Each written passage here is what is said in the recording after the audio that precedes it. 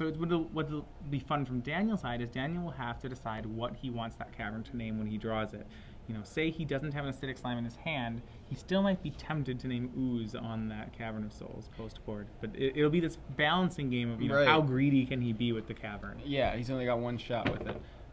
So yesterday, when we were looking at the top 8, your pick, when we had 8 players, was the red-green aggro deck. I did think Alex Evans was going to take it down. Duterte proving us wrong, pulling off the upset, and now moving into the finals against what we thought was probably our other really well-situated deck, which was the Esper deck. Either Esper Walkers or Esper Control. I think we were both of those decks were in pretty good position. Obviously, one of them had to lose because they faced off against each other. So at this point, you still feel like Esper has the edge, or after getting a look at Duterte's deck, do you feel a little more confident? Having played Esper, Junk Reanimator was one of the reasons I kind of moved away from Esper. Okay. I felt like the control deck, usually you want to build a control deck to beat all the mid-range decks, and I just wasn't sure once they picked up the Acidic Slime deck, that it was actually true that I was beating these Reanimator decks. I think because Daniel has only one Cavern, this one could go either way. I still, Duterte's done so well in the top 8, though, that I still think I give him a slight edge. That said, it's hard to pick against someone who hasn't lost. Yeah, and the other thing, and this is, stepping back and looking at the format before this weekend, Junk Reanimator is a deck that's always been in the format. And if you're going to show up to a tournament, you're going to expect to face off against Junk Reanimator at some point. So you're going to have to be aware of that matchup. On the other side, you can think, well, I may be faced off against, I may be paired up against an Esper deck, but looking at the format, odds are I could probably dodge Esper the entire time. So I guess what I'm saying is Robert may be more prepared for Junk Reanimator than Daniel is prepared for Esper. I think certainly when you're building a deck right now, Esper's not even the top control deck you're looking at. That's probably blue, white, red at this point. It's not unreasonable to show up to the tournament without a really solid Esper plan. You probably won't be hitting it. Yeah, and we actually missed it all day through the through the Swiss yesterday. We never saw an Esper deck on camera, and this is actually the first Esper deck we're seeing, and it's here in the finals. Obviously, 2 made it to the top 8, so I think just the quantity of Junk Reanimator in the format makes me feel like Robert should be well versed in the matchup. And well, Robert is on a 6-card hand here in the finals. Oh, he's going to show it to us. Yeah, all right. Well, didn't get a great look, but I saw Terminus. So, he's going to keep his 6 and lead on a Watery Grave. So remember, so Daniel is in this matchup striking a balance between card advantage and threats. He wants to make sure that he puts early pressure on. Like, ideally, he would want to have a mana creature into some early pressure and then followed up with a bunch of mulches and Grisly salvages. Snapcaster off the top for Robert Seder. I'm sorry. And looks like land go, or is this? It was a Godless Shrine. He's shocked for a Godless Shrine, so presumably he's going to think twice or Azorius Charm here. Or potentially Syncopate, depending on what.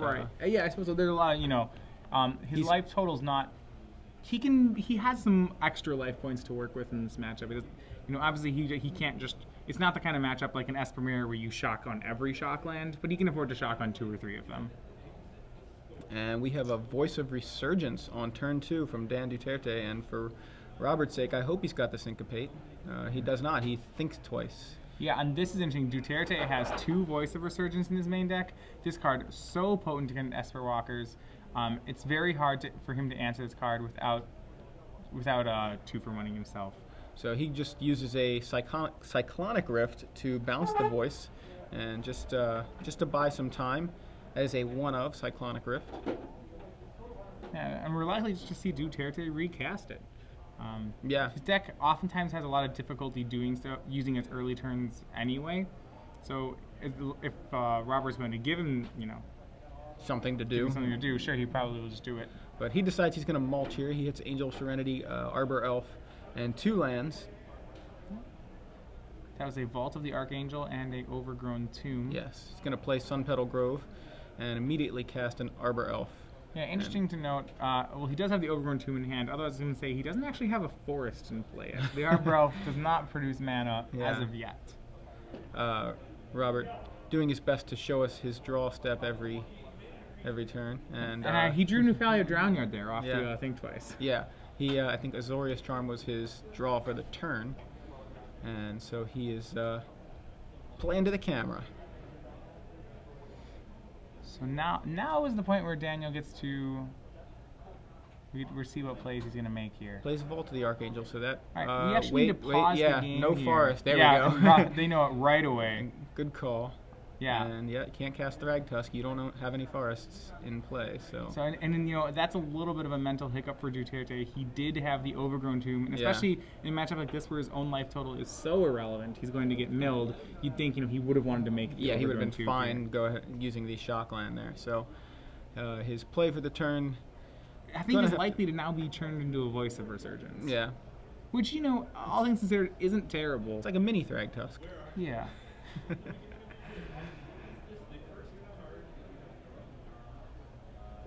Alright, so reweighing his options. Yeah, he's gonna go ahead with the voice.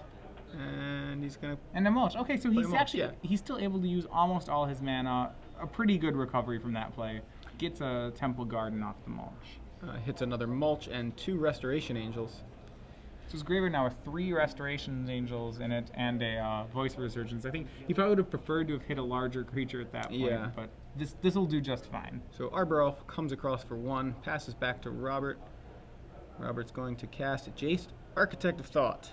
Yeah, so what's interesting here, when you said that Robert's deck, remember, has no Supreme Verdicts in it. Instead, it's playing Terminus. Because of that, this Voice of Resurgence is a lot less threatening than one might think it should be. Jace, Architect of Thought, fairly underplayed Planeswalker at this point, considering how huge it was early in the format.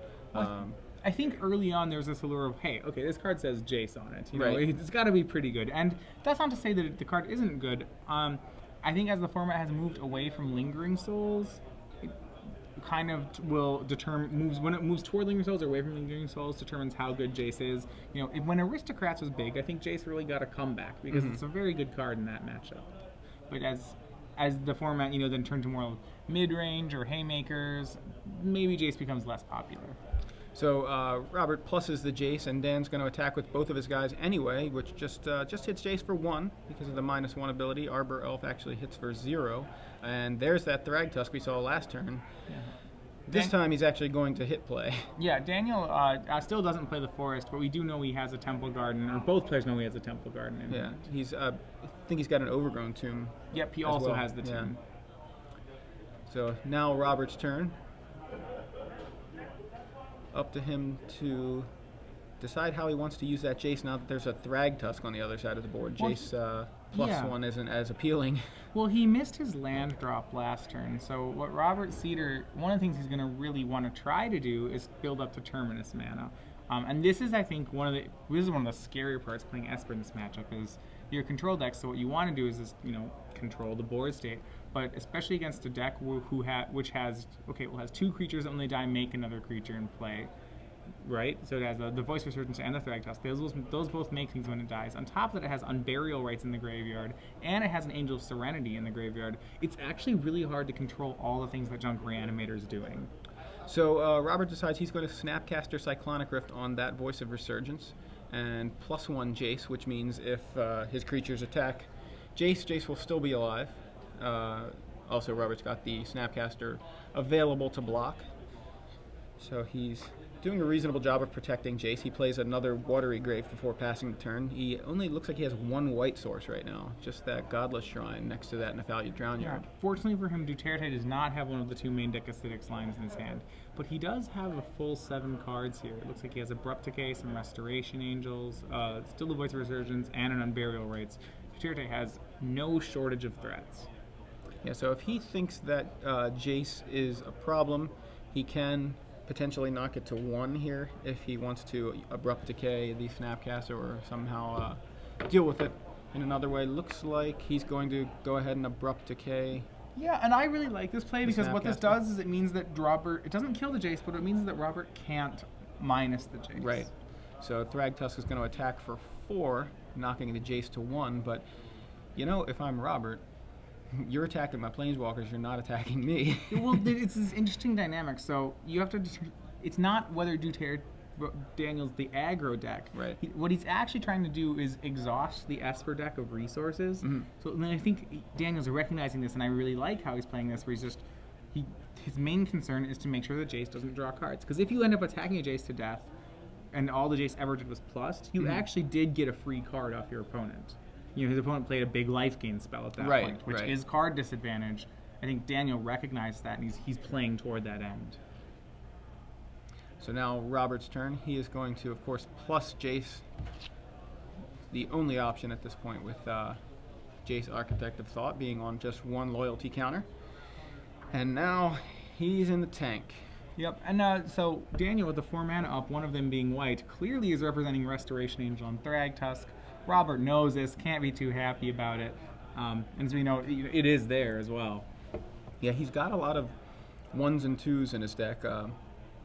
2 Architect of Thought, 1 Jace Memory Adept, 1 Cyclonic Rift, 2 Dissipate, 1 Thorns. It's hard to really guess at what Robert could have in hand without getting a good look at it.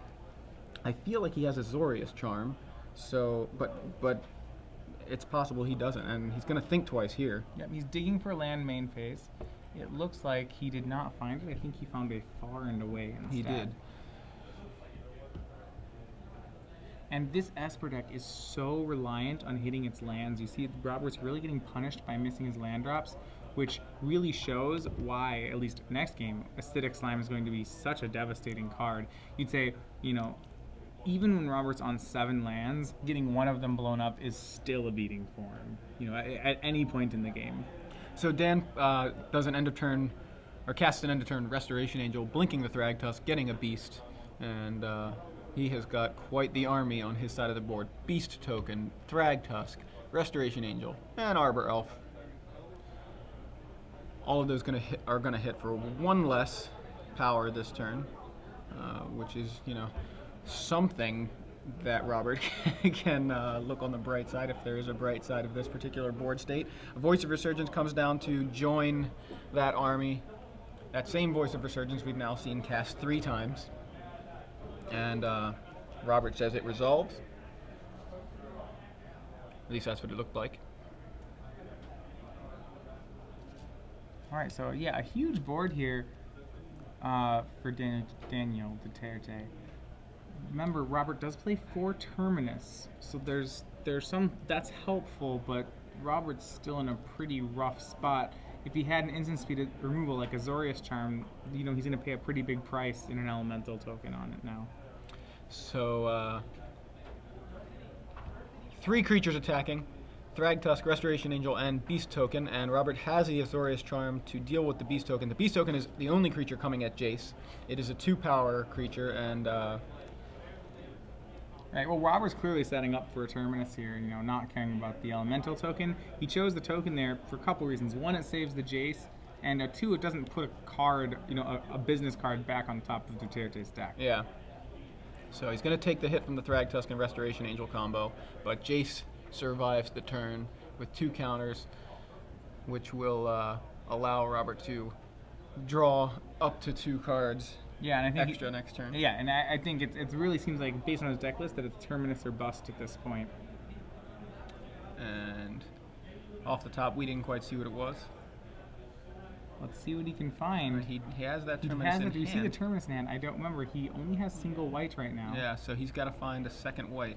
And there's one. And there's a Terminus.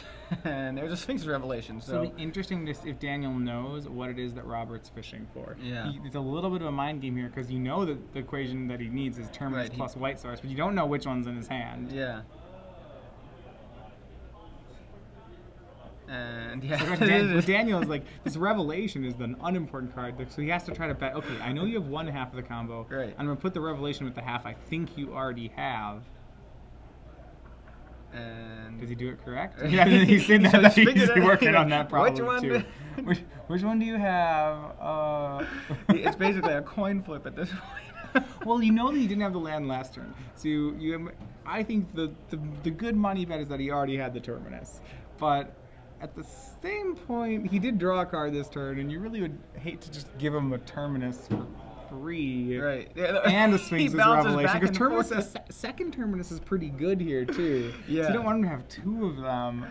Right. Oh, jeez. Yeah. And he's going to give him the free Revelation. Okay, so remember, Seder was going to take that lamp pile no matter what was in it. right, and it's possible Robert actually did have the other white source. I don't think I don't think he did. but it's possible he did, and it was lose-lose either way. He was gonna take the Robert gets two-card pile either way. It's not very often that off of Jace Arctic Spot you get a free Sphinx's Revelation with whatever you want to take. Yeah. But Robert got exactly that on that split. Very lucky for Robert, he hit that white source. Yeah, and I don't even think that's nothing wrong on Daniel. I think Daniel may probably, the question is whether or not it's the correct split.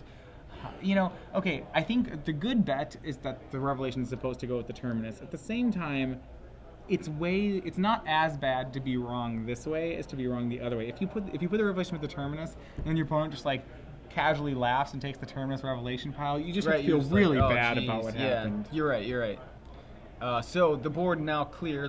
Daniel left with just the Beast. Of course, Voice of Resurgence did not die, so did not leave behind an elemental token.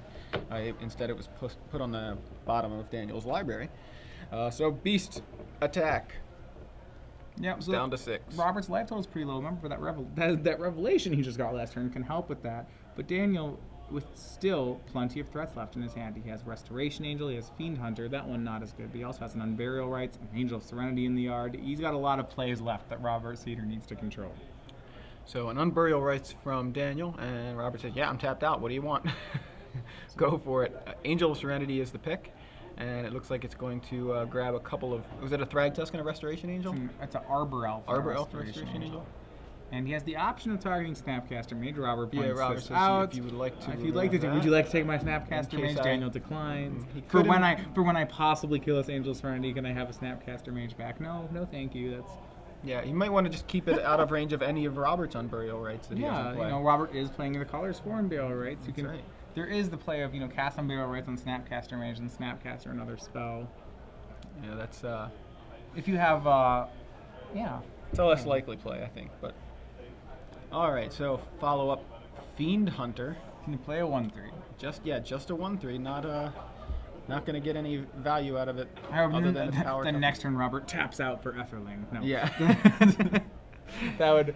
Robert actually is not playing any Etherlings. So. Not main deck, just one in the board. All right, so Robert gonna do some house cleaning, arrange his mana. Yeah, he's facing down 9 power, and at 6 life, he's gonna have to deal with that.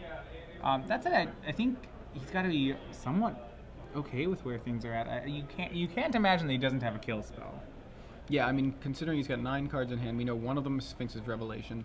It looks like a land there. I think it was possibly an isolated chapel. What I like about the play of the 1/3, you might say, well, why would he play Fiend Hunter? It's an insurance policy against far and away. Right now, we know that Robert has the far and away. If that Fiend Hunter wasn't in play, far and away would be such a strong card right now. Bounce the Beast token, make the Angel get sacrificed. As it is right now, Robert has to make if he wants to play far away, he has to make a much worse play of bounce Angel, sacrifice 1/3. The other play is knowing that Robert had missed land drops. He could have been playing around the okay, I'm going to put 3 extra power. I'm going to make sure I have 9 power so that if you Sphinxes for 3, if you don't hit your land drop, you're at 9, I still kill you. Right. But Robert did hit his land drop. It was isolated chapel. It looks like he's leaning toward the Revelation for 4 go to 1 play, which is pretty scary. Certainly is. But if you're at 1, you're still in the game. So we'll see. The only life point that matters is the last one. That's right. So here comes everybody. Angel of Serenity, Fiend Hunter, and Beast Token. Attacking Robert Seder. So is he going to throw Azorius Charms at everything, or is it just the Revelation? I think it's just the Revelation. Looks like it's going to be just a Revelation here. And a Notion Thief from Dan. No, I'm just kidding. No, doesn't have the blue, fortunately. No. Unburial Rites on Notion Thief. That would just have a non-blue. Yeah. It's so good. I can't cast in my graveyard. All right, so what are we going to see from Robert? Robert's thinking. And it's a far and away. Okay, we know he has that Sphinx's Revelation. He's going to decide instead to try to clear the board a little bit. Yeah, if he has an Azorius Charm here as well, this is a really strong play. So we're gonna see which creature he decides to bounce. My guess, boy, it's really hard to say. Right, he could bounce the beast and still end up going to 1 here. Yeah, from bouncing the Angel. beast is the play you want to make, but you know that Fiend Hunter being pretty pesky.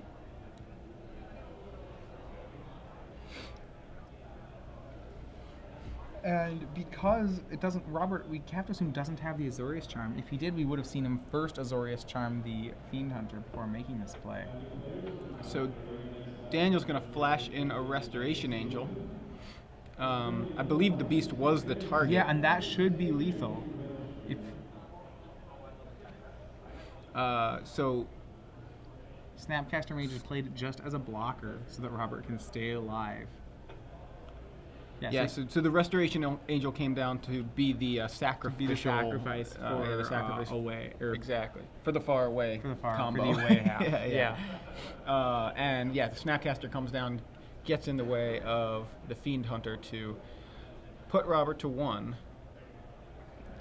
So he had kind of several options to basically go to 1 that turn. Right. And Daniel tried to cut him off at the pass with that Restoration and I Angel. do like the way this option means if he draws another land, he gets an extra card off Sphinx's Revelation. It's actually not lethal. It's still, he can't, maybe I don't, because he actually can't afford the Revelation now. He needs another kill spell for that Angel of Serenity. Yeah, I kind of feel like Revelation there would have drawn him a bunch of cards, and he would have still had the far away for this turn. I mean, it depends on a lot of things. And if he still has Terminus, well, actually, that doesn't help him right now, because if he casts Terminus, Daniel gets to end step a Restoration Angel. It's going to be pretty hard for Robert to live this turn. Yeah. He's trying to find a line of play that gets him out of this turn alive, but I don't know. That could be pretty hard. Yeah, I don't know what he's got in his hand. It's really hard. We know he's got Sphinx's Revelation. It looks like a Watery Grave on top. Yeah, we know this, like the Cyclonic Rift is already in the graveyard. That and would be a card. It's been flashed back by the Snapcaster as well. So. Yeah, that would have been a card that would help him in the situation. You know, just Cyclonic Rift on this next turn, but that's not available to him. So looks like he's going to play. Oh, it was a Drowned Catacomb, so he's playing that. It's untapped. Right. He has access to a 5 mana Revelation. Yep. But that only puts him to 6 life, and he's facing down 7 damage. Yeah. So that's not going to be enough. Yeah, thanks to that Avacyn's Pilgrim that Dan added. What he can do, and this is not less than ideal, is if he attacks, it could be an Azorius Charm plus a Revelation for 3. Or, you know, some kill spell plus a smaller Revelation. Or he's going to try to Revelation into the Azorius Charm here. And he's only playing 3 Azorius Charms, I believe. And he's used 1 of them as far as I know. Azorius Charm, not Azorius Charm, and I believe he hit it. So a heads up Revelation, and there you go. The Azorius Charm on the Angel of Serenity gives him a little more reprieve. Yeah, so Revelation puts him up to 4. Azorius Charm on the Angel of Serenity will remove that creature from combat, and Robert will fall to 2. You know, Robert, the problem is he just has his back to the wall on the number of life points he's dealing with. You know, what he ideally would like to do is use Nephalia Drownyard to knock that Angel off the top of the library. He really doesn't want Daniel Duterte drawing it again. Yeah. That said, he may not be able to find an answer to all these creatures and have time to do that. I mean, miracling a Terminus would just be ideal for him, but you can't. He's had no way to set that up yet. Yeah. So that is that's combat. Robert at 2 now. Daniel at 32. And just kidding, we had another Angel of Serenity. Still had all these Angels of Serenity. And this is when you say that Junk Reanimator is so hard to control. Its threats are, you know, it attacks from so many different hard to answer angles. Like it has a great card advantage engine, it has a great recursion engine. This is the exact example. You know, Roberts has had a lot of lands in play. He has a Sphinx's Revelation, and yet he's having trouble not dying. So Robert draws for the turn. I believe it was another land, possibly a second Drownyard. You know, that's a good start, but yeah, he's just a little short on mana to have time. Yeah, win conditions aren't. Well, no, I mean, and ideally he really wants to activate Drownyard this turn, but he just can't afford to do it yet. A Terminus would be a great start. because Duterte has tapped out here, Terminus will just buy him a full turn if he hasn't. He's got another far and away, but that is not as appealing with all those 1/1s on the board. Or Yeah, one it actually power only guys. takes care of 2 creatures, so he'll still take 2 on the attack. It actually doesn't even keep him alive for a turn. And it's like, it's weird. It feels like Robert just hasn't had much action. Well, he's had almost all the action, you know, but then, so it does feel that way, right? Yeah. And you think about, well, what's he done? Okay, he had a Jace, which he activated 3 times. He's cast a Far and Away. He's cast a Sphinx's Revelation. He's cast a Terminus. He's cast a Snapcaster Mage. And you think, well, okay. What, you know, you said you said, boy, he sure hasn't had a lot of action. Like, well, what cards qualify as action? He has the Drown Yard in play too. This is his deck's entire game plan, and it's still not doing it's still coming up short. And you know, you still think, okay, if he has Far and Away, he can stay alive. But the problem is, then you said it for a turn. But then what about next turn? What's his plan on that turn? Yeah, he can't even stay alive for a turn here with Far and Away. And not able to use Nephalia Turn to knock that angel off the top of the deck means that Daniel has another angel in hand. So everybody attacking. Robert's going to need more than a Far and Away. He could go Far and Away far, and that would work. No. Does it? Yeah. He has enough mana for that. Okay. Yeah, he's got some lands off screen. Right, so we see 1, 2, 3, 7 lands getting tapped. I think we are seeing another Revelation, this one for 4. He's going to try to find an Azorius Charm or a Far Away. Just to bounce the angel again. Yeah, just something to fog the angel. He's drawing for the turn. I know he's showing us what he's drawing, but we can't see it because it's off camera. And that's, okay, so he finds the Far. Found a Far, so that's going to fog the angel. What he drew is the more important part. So this is the card that's really good in this matchup. As you kind of see, you know how you've seen right now, you're like, man, it feels like every card he's casting is Fog, right? Mm-hmm. So you think, well, how's he actually going to win when all the cards he casts are Fog? And he drew his Jace Memory Adept. And this is what I say when the match gets interesting, because what eventually happens is Robert will make a Jace Memory Adept and then continue to use his spells to fog, as it were, and just be like, all right, hope, hope, hope, hope, hope, hope, don't kill me, don't kill me. And it's this really kind of frenetic game when you're the Esper deck. You're just like, I need to stay alive for 3 turns. Let's see if we can do it. So, Robert falls to 3 after that Revelation and combat. All the dust settles after that, so Daniel's going to pass the turn. Yeah, he has, as we know, his hand has 3 angels in it, 2 serenities and 1 restoration. The restoration is the scary one for Robert, as he is at 3 and it's a 3/4. So Robert really needs to find more ways to stay in this game. Glacial Fortress is, well, it's another permanent. Another land. He's trying doing some lands. He has, I believe he has 4 blue-black lands, so he has a total of 9. Well, he Revelationed last turn. Yeah, I believe he has 9 lands. Yeah, I think he's separated into the 3. We're not sure on that. We'll try to get confirmed on his land count. Right. But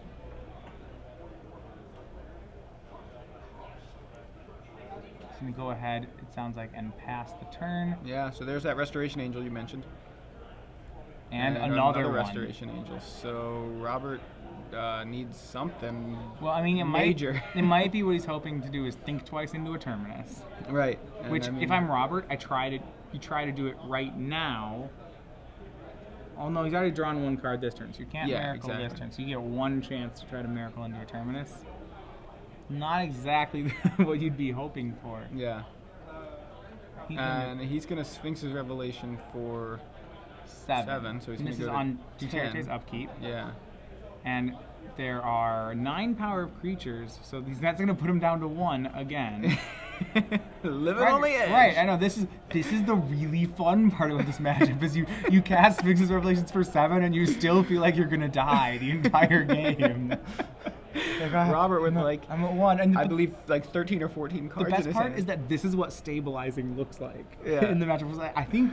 I think Robert's gonna pull this one out. Really? Absolutely. He just drew a Terminus, and he has a memory. He can go Terminus Memory Adept this turn, and at that point, I think, then he's in the situation. Then he's in He's not in the clear yet, but it's looking good at that point. Well, those last few mills with Jace Memory Adept are going to look impressive with all those terminuses. Just like all kinds of creatures. Right, that last mill's going to have so many good cards. Yeah.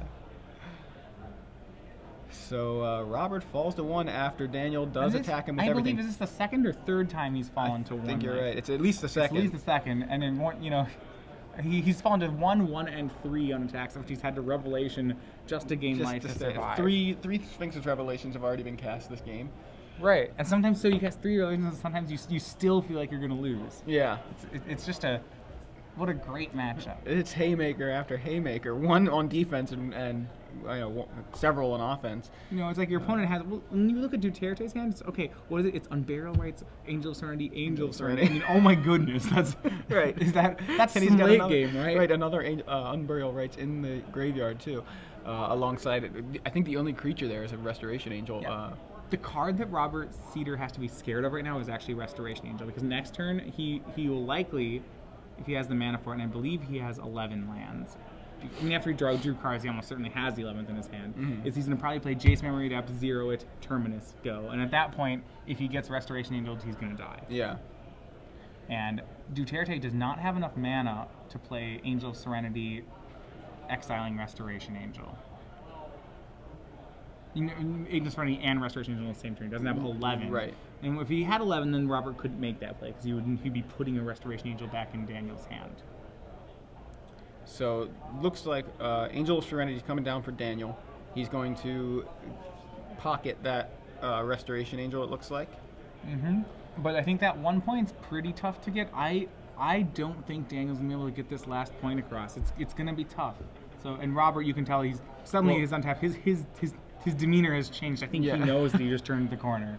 Yeah, well, the thing is, now it's on the table. That the fear of that Restoration Angel at least is somewhat on the table, because now he knows he needs to he can't tap out entirely, because he will, he's going to give back that Restoration Angel. Second Drown Yard is played. First thing he does is Terminus.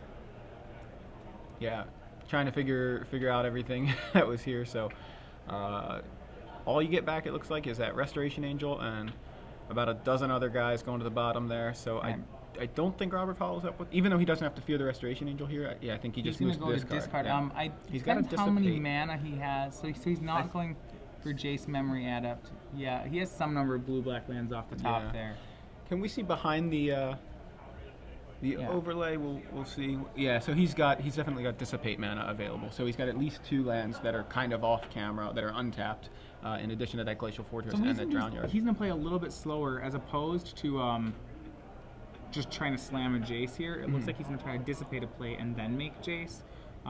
It's possible that Daniel will be able to make 2 threats and stick a threat to the board as a result. But Robert can deal with that problem once it happens. He really is in the clear right now. An Acidic Slime off the top for Daniel. Robert's going to count. How many do you got left? Well, I've been putting some on the bottom, so... Funny about that Terminus, or that mill plan, the Terminus kind of works against it in a way. So it looks like I haven't been counting along, but I think Matthias has. So we're going to get that number. Robert moving kind of slowly here. It looks like it's a little over 40, 43. So actually with the mills, it's going to be, that's 4 mills, but actually the 4th mill should do it, because it'll have drawn exactly 4 cards. Right, so 44 cards over the turn. It's going to be 4 Jace activations that Robert needs to get off here. Yeah. Actually, the easier way of doing this is you could say, okay, Daniel. This for those of you who want to know how to count decks. Okay. Count the less. It's 14 cards. What you could say, okay, Daniel has 8 lands in play. Right. 4 cards in hand. That's 12. Yeah. 5 cards in the graveyard. 5 cards in the graveyard. That's 17. 60 minus 17 is 43. Right. Count the you can count the other half of the deck. So the Acidic Slime comes down for Daniel and is immediately dissipated. Yeah, Robert was going to dissipate absolutely anything. I think that turn. Yeah, Arbor Elf. Every creature Arbor. Yeah, it's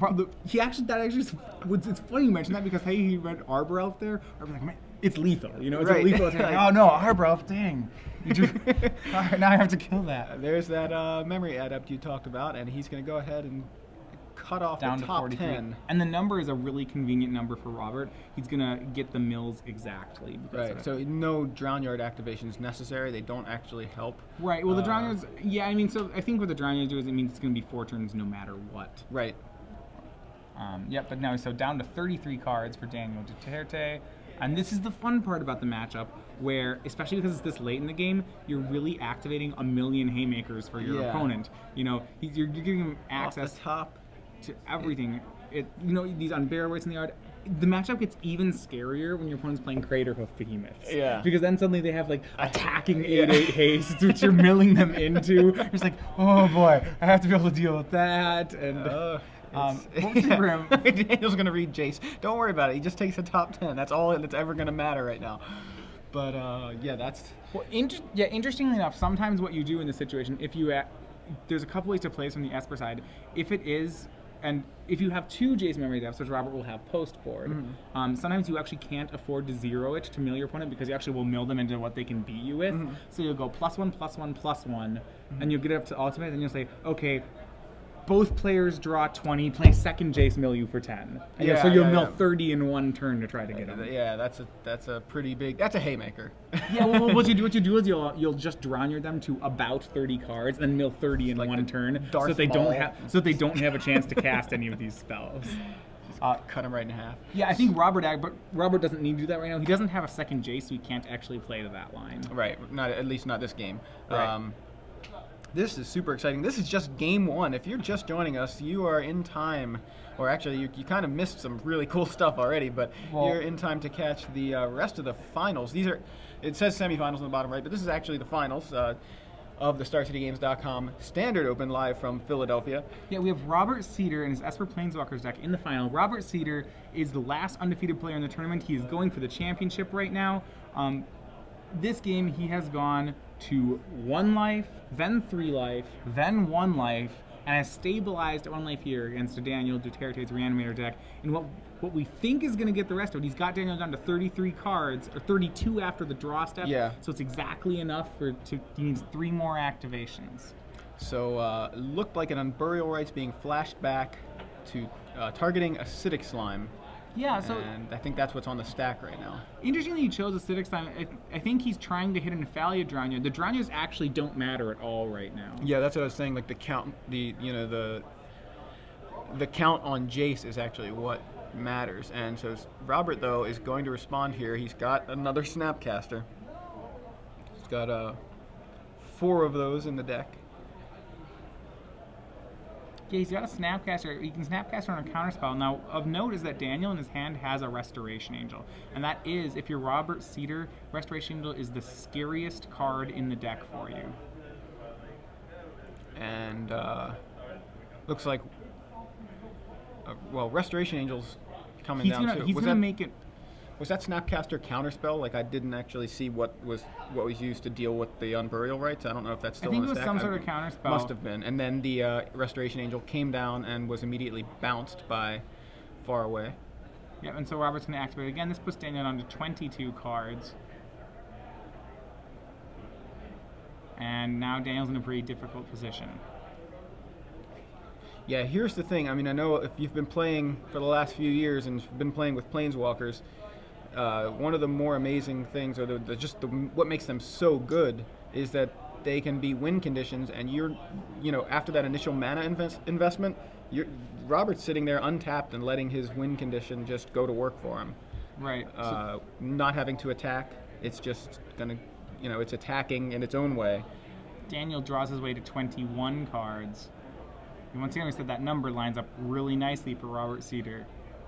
As you see it play out, it'll be, it'll go 21 to 11 to 10 to 0 to it's your draw. Yeah. So exactly like enough. Activate, go.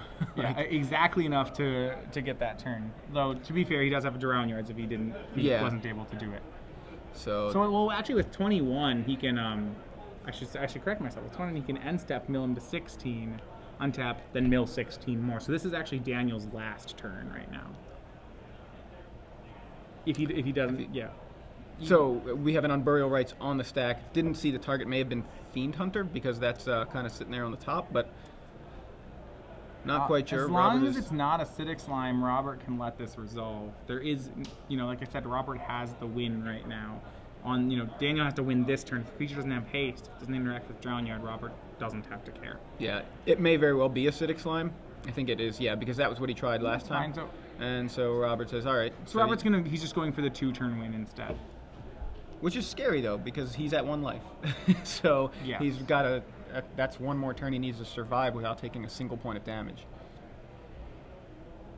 All right, so remember, Daniel Duterte, we see 32 as his life total up in the corner. It's funny, when I play Esper, I actually, in the upper corner, write my number of cards in my opponent's deck when I keep track of it. So Daniel's real life total is 21 right now, you could say. Yeah, it's 21 cards in deck. And, he's using a Revelation for a lot. She's just going to cast the last one. This was end of turn Revelation. Revelation for all his mana. And that's going to make this way safer than any of his other plays. Yeah, he's going to hopefully have a lot of ways to interact with anything that Daniel's able to do, just to preserve that 1 life. Yeah, it looks like a Revelation for 10. Yeah, there is Robert showing, I believe, I don't know if he's trying to show us or trying to show someone, our spotter, whether or not that. So Daniel's going to take the opportunity while he's tapped out to Restoration Angel, blow up the other Drown Yard. And, and as long as Robert didn't draw an answer to this Restoration Angel, then Daniel will get the game. Unfortunately, right. Robert drew a fair number of cards. Yeah. So it's or an unfair number of cards. A very unfair number of cards.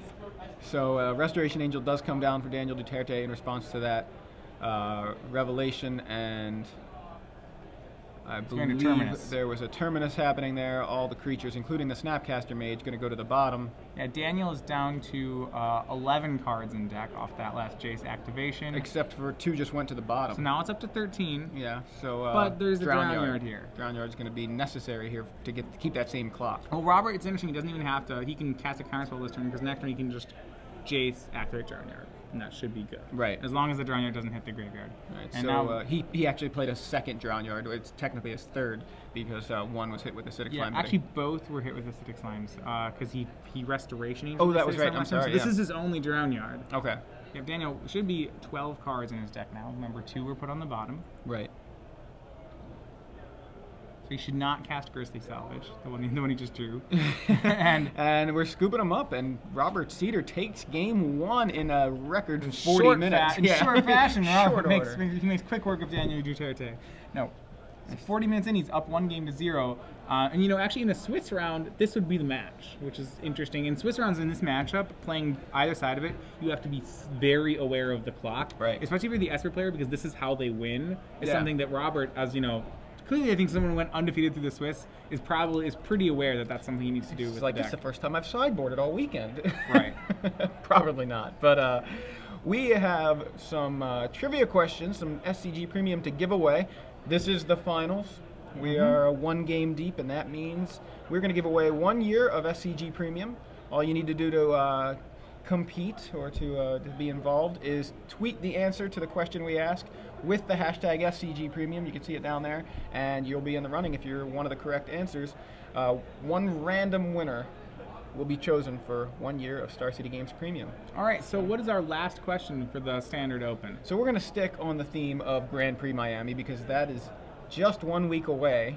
All right. We've already confirmed that it's happening in Miami. Okay, that was a tough one, but we actually a lot of people got that one right. Yeah. So we're good on that. We know the hosts for the event. Right. The coverage for the event is Osip, Cedric, and Patrick Sullivan. Right. Those guys are going to be bringing you guys all the action if you can't make it out to Miami, which, sometimes it's far away, but you can be part of the action on SCG Live. You get to and they could have all kinds of cool surprises up their sleeves. I can't even imagine what they could be, pulling out. But what I want to know now, though, for Grand Prix Miami, because this is one of the other more exciting things, I think, that are about the event. We've got some Magic artists that are going to be there. Okay. 3 big names that you've seen, small names at the bottom of your cards. They're big names. They've been doing a lot of artwork over the years. We've got 3 of them. Who were the 3 artists? All right, all 3 are... We want all 3. This is for a year of premium, okay, 12 months. All right, so we're wondering what... Who are the 3 guest artists, special guest artists, for Grand Prix Miami? Okay. So for 1 year of premium, you can get them all. And again, I think here's a tip. MagicGP.com may have you may be able to find a way to find the answer on that. Yeah, one of the artists I'm actually pretty excited about at the event, I know is thematic, is pretty renowned for drawing angel cards. Yeah. Actually, a lot of really cool artwork over the years. I know exactly who you're talking about. A lot of angels recently are the more iconic pieces, but cards even like. Well, I'm not going to name it because I can't. Yeah, that one give it away. And then you could use Gatherer. That's right. All right. We don't want to give you 2 ways to find the answer. So in this matchup, things change a little bit after sideboard. And it's interesting because when you talk about the sideboard in this matchup, it's somewhat reactionary between the 2 players. So maybe we'll start with kind of like how it evolves in the sideboard. I think the first sideboard move comes from Daniel Duterte's junk deck. What he looks at in this sort of matchup is he's going to go going up to a full set of acidic slimes. Yeah. And that's probably the most relevant thing.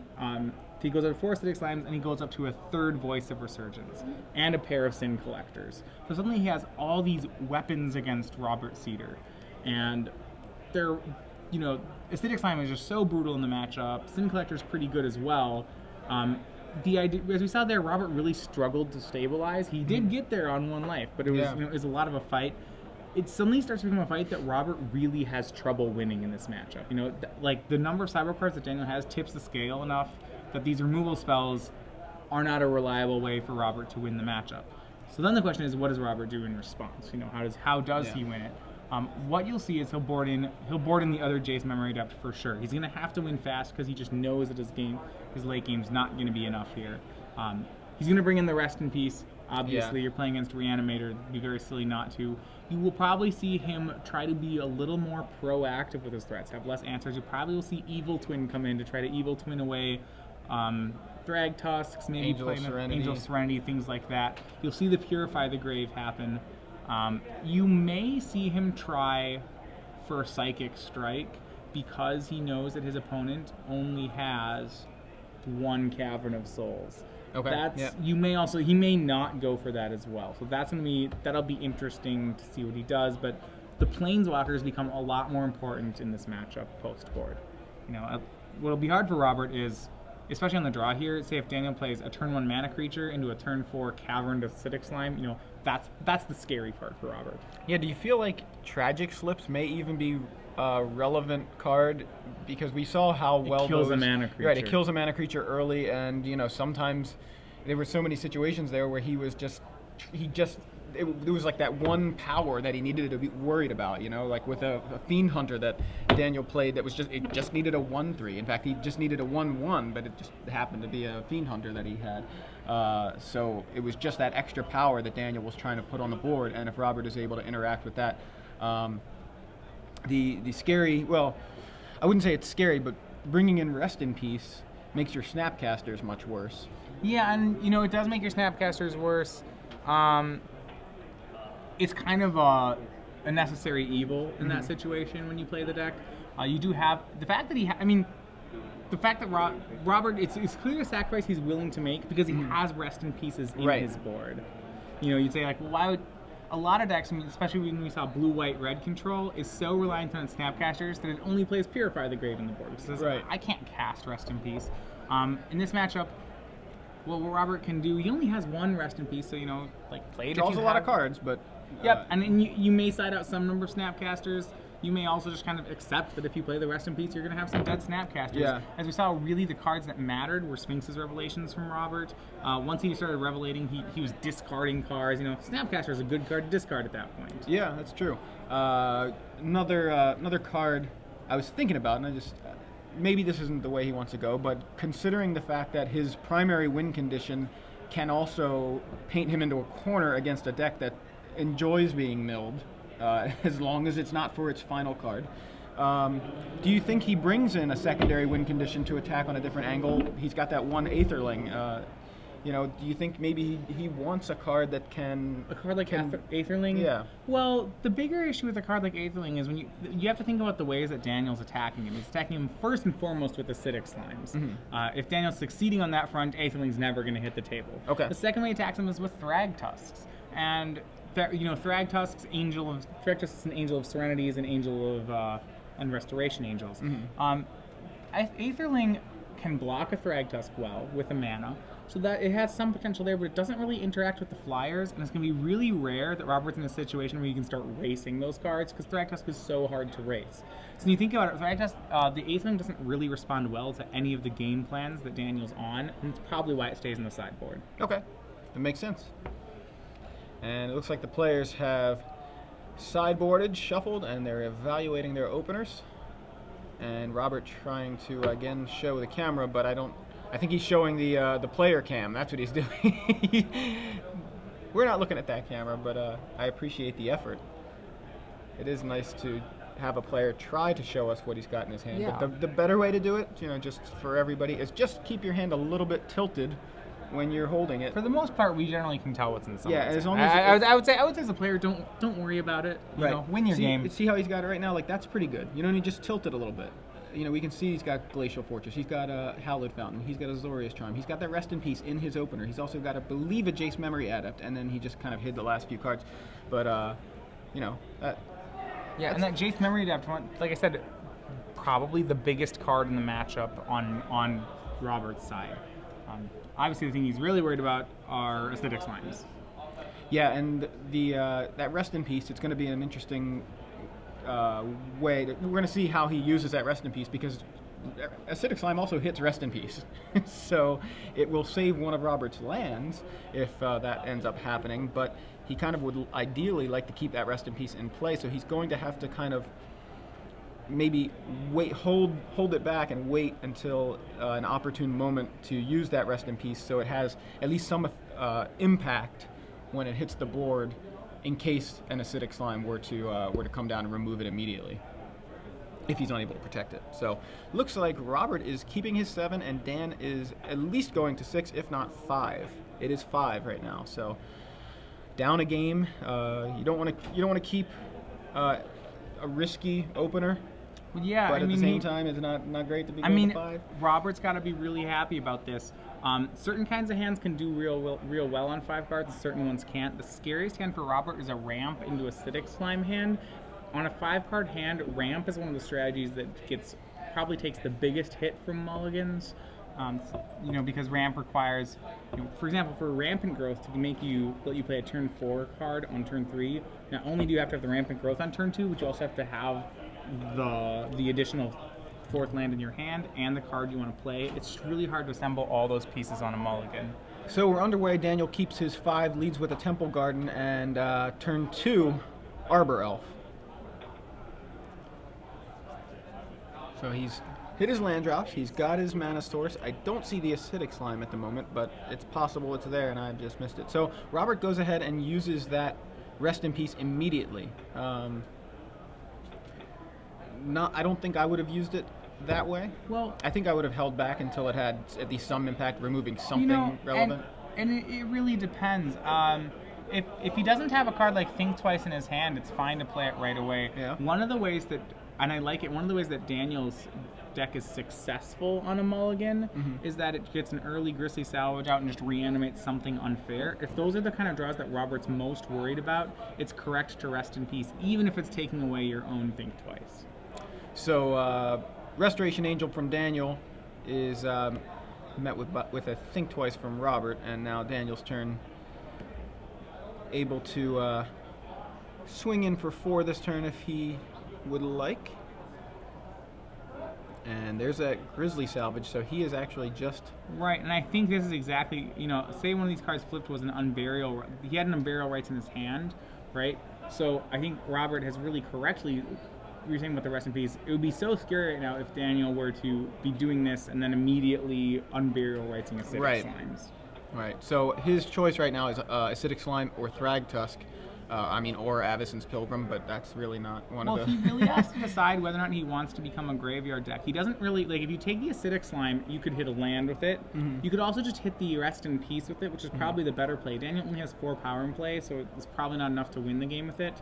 So he can either try to become a graveyard deck and Acidic Slime the Rest in Peace, or he can just say, well, I'm not going to be a graveyard deck, that's fine. I'm just going to try to attack you, take Thragtusk. So that's the decision that Daniel is trying to make right now. And it looks like he's potentially favoring that slime. At least that's what he's got his hand on right now. Yeah, and it really Yeah, depends. now he moved to the Thragtusk and Yeah. back to the slime. We've seen him do this already with that Sphinx's Revelation Well, earlier. I like- with the... I like Jason taking the Acidic Architect of Slime because it turns on the Unburial Rites in his hand. You know, and that Unburial Rites is not a card until Rest in Peace is gone. But the Thragtusk really wanted to be chosen, jumped into Daniel's lap, so he just had to oblige. Right, so now Daniel's on. Now Take the Daniel has Thragtusk. committed to attacking. And he hoping attacks this attack now. works. Yeah, so attacks for 4 with that Restoration Angel. Arbor Elf combo. Robert draws for the turn. It's a Watery Grave. So now that Daniel's deck's playing on a fair axis, you know, it's not, its card advantage engine is gone. It's just me making really efficient threats. This is going to be more like a traditional control matchup of threats versus removal. The question will be, does Robert have the removal to answer all the things that Daniel's doing? So for Robert's turn, we know he's got his land drop. He's trying to decide exactly how he wants to use his turn. Or potentially just pass, play a land, pass, and leave mana open for that, to at least bluff a counterspell on that Thragtusk. So he's going to go ahead and play a Godless Shrine tapped, pass back, representing a Dissipate. And remember, Robert, he has the Jace Memory Adept, so he already has the win con in his hand. He needs to clear the board to a spot where he can play it, but after that point, you know, he should be in the clear. So a Voice of Resurgence is the play from Dan Duterte. Declines to lead with that Thragtusk just in case. I think he's playing around Syncopate right now. Yeah. Daniel really can't afford to have a spell countered here. Remember, he's playing a fair deck now. He doesn't have an infinite supply of threats, so he's going to have to start playing around removal more carefully than he normally would. And in response, we're going to have a Cyclonic Rift on the Restoration Angel, and the Voice of Resurgence is going to resolve. He does that so he can avoid putting any sort of elemental token into play. I guess Robert's plan that turn was to bounce the Angel during combat. Yeah, I think what he's doing is he's clearing the way to make a Jace Memory Adept right now. You know, right now he can make it, and it's not going to get attacked. And we see that. Jace comes into play with 4 counters, only 3 power. There's only 3 power on Daniel's side of the board. But Robert doesn't like the holding in his own hand right now. He's going to choose the draw mode on Jace instead.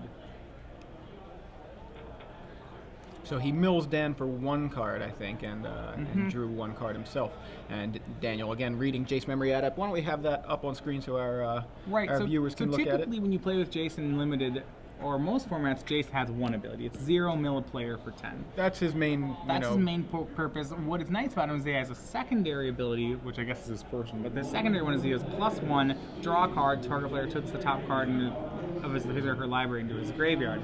You primarily do it for a draw card and for the fact that it adds 1 loyalty, and it's only a turn if you have multiple Jaces in your deck, +1ing it up to 7, -7ing it, making both players draw 20, and drawing another Jace is actually only 10 cards slower than doing it the 0 way. So Robert's going to keep ticking it up, as you mentioned. In the meantime, Daniel has attacked again with the Arbor Elf Voice of Resurgence combo and landed a Thragtusk, but he is attacking Robert's life total and not Jace. Yeah, he didn't even, it looks like he didn't even go at Jace on that last attack. No. He just went straight at the dome. So Robert's going to take that opportunity to keep plussing his guys. And then a Terminus is going to clear the board, leaving just a Beast. Yeah, Terminus is so strong against Voice of Resurgence. Remember, Voice of Resurgence is not a leaves play trigger; it's a dies trigger. Yeah. So it's nothing happens to it off Terminus. So a lone Beast on Daniel's side of the board, facing down a 6 loyalty Jace Memory Adept, and he is just ignoring it. He's going to keep attacking Robert's life total. That's very bold. You see why he's doing it. I think he really just feels like he can't. That if he gives Robert enough time by attacking the Jace, that Robert will certainly draw an answer. But the game is closer to it's already closer to lethal than you might think. Robert with a great play. Robert has far and away after +1ing that Jace. And at this point, if Daniel cannot do some damage to the Jace, which I can't imagine how he could, Jace it would be able to ultimate. We don't know if Robert's drawn into that second Jace, but you mentioned that play of ultimate Jace and then play another Jace and mill 10 to mill for 30. I think you're going to mill 10, and then he's going to make that mill 10, then mill 30. And actually, because that play only works if there is a Jace in your top 20, because Robert only has 2 Jaces, and he's so far ahead on the board, he may just start zeroing it and not caring about the ultimate. You know, he could do that both players draw 20 line and not draw his second Jace, and he'd really hate to see that happen. Looks like he may be on a different line entirely. He +1s to draw a card, and I think he wants to ultimate Jace and then continue to plus it, or leave it there and zero it.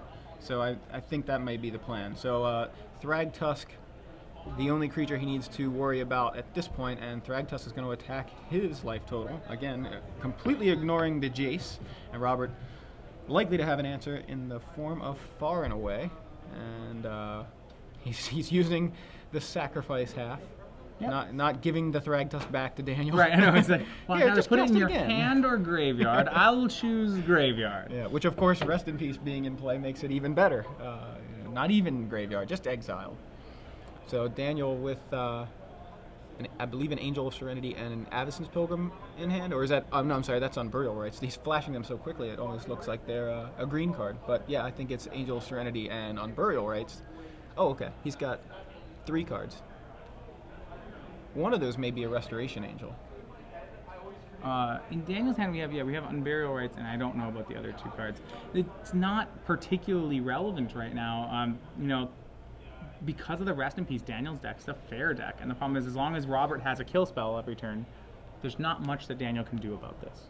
Yeah, and I think one of those cards, I'm pretty sure he's got 2 different angels in hand. I think it's Restoration and Angel of Serenity, and especially the fact that he just paused after that kill spell on the Thragtusk kind of telegraphed the fact that one of those cards could be Restoration Angel. So here on Robert's turn, he is going to ultimate the Jace Memory Adept, leaving it with 1 loyalty counter.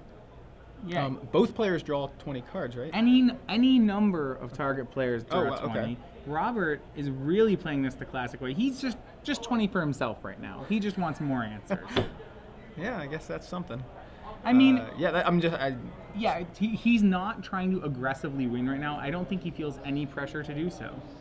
Especially after drawing 20 cards, he's got as many answers as he could possibly want. The line Robert's going to do, almost certainly here, is he's just going to draw into some Nephalia Drown Yards, just continue to play removal spells. As we saw at the end step, he flashed Snapcaster Mage in there, which is a pretty savvy plan. He'd already decided in his head that he was going to draw 20, so you know you're probably going to have to discard after a draw 20. Why not just put a 2-1 into play? Right. Yeah, so we're going to see him just draw a bunch of removal spells and start Nephalia Drown Yarding his opponent. And that looks like what Robert's trying to decide on, what removal spells he wants. Just basically just move them all to the front. Okay, I want some number of Sphinx's Revelations maybe. Yeah. Even then, I don't even know how much you want the Sphinx's Revelations after drawing 20. Yeah, so what he can do here is he can move to end step. And I think that's what he said. He put his opponent to end step. And now, that'll let him. All right, he can syncopate for 2, or he can. Right. So he's going to Far Away. So, okay, I'll bounce the beast to make you sacrifice a guy. And Robert, just with no sense of urgency, that Far and Away means that he can't activate Nephalia Drown Yard this turn. Okay. Yeah, that's all right. Mill you for 1 during your draw step. Yeah, there's just. So now Angel of Serenity and I think Avacyn's Pilgrim and on Burial Rites in Daniel's hand, and it's looking really good for Robert at this point. And I think Daniel agrees he's going to extend the hand, and Robert Seder takes the game and match on the back of Jace Memory